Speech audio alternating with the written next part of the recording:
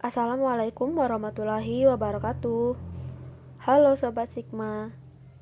Kali ini kita kembali membahas soal TWK SKD CPNS.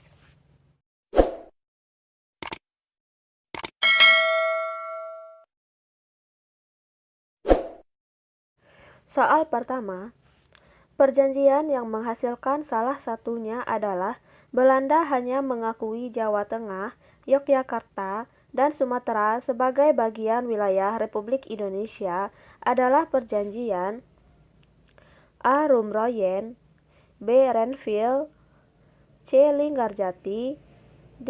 Bongaya, E. Salatiga. Jawabannya adalah B. Renville.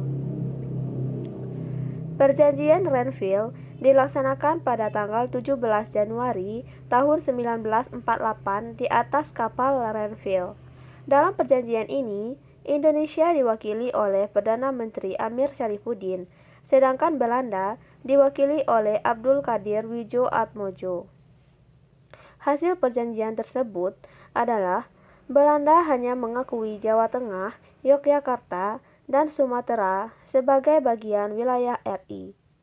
Disetujuinya sebuah garis demarkasi yang memisahkan wilayah Indonesia dan daerah pendudukan Belanda. TNI harus ditarik mundur dari daerah-daerah kantongnya di wilayah pendudukan Jawa Barat dan Jawa Timur Indonesia di Yogyakarta.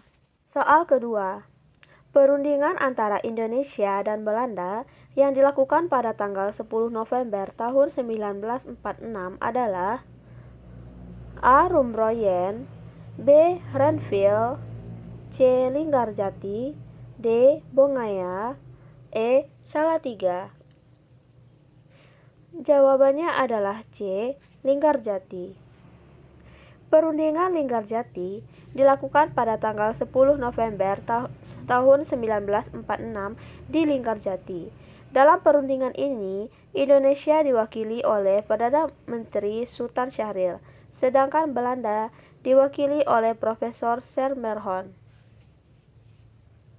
Selanjutnya, perundingan antara Jepang dan Belanda yang mengawali penjajahan Jepang di Indonesia adalah perundingan A. Rumroyen, B. Renville, C. Linggarjati, D. Bongaya, E. Kalijati.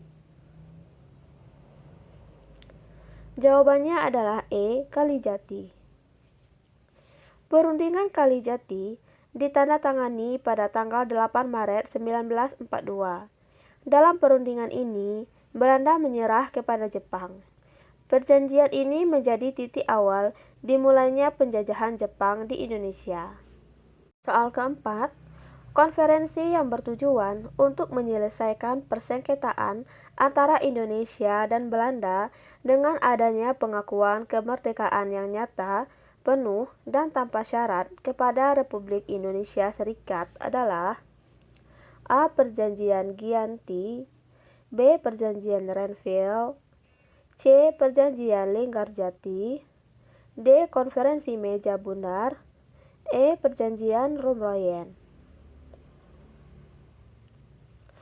Jawaban yang tepat adalah D. Konferensi Meja Bundar.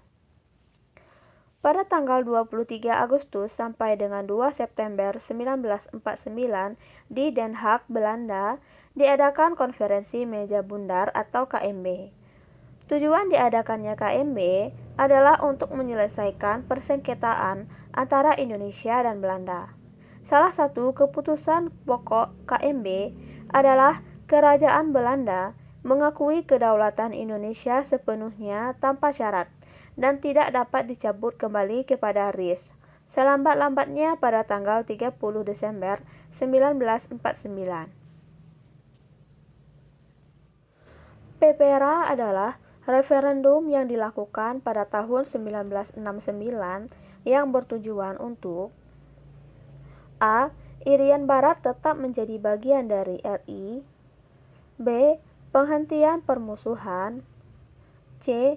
Angkatan perang Belanda berangsur-angsur dipulangkan, D. Bendera merah putih mulai berkibar 31 Desember 1962.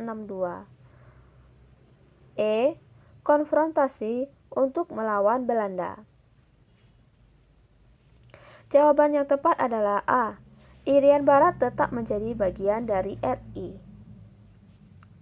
Pepera yang dilakukan di Papua pada tahun 1969 bertujuan untuk menentukan status daerah bagian barat Pulau Papua antara milik Indonesia atau Belanda. Para wakil yang dipilih memilih persatuan dengan Indonesia dan hasil tersebut diterima oleh PBB.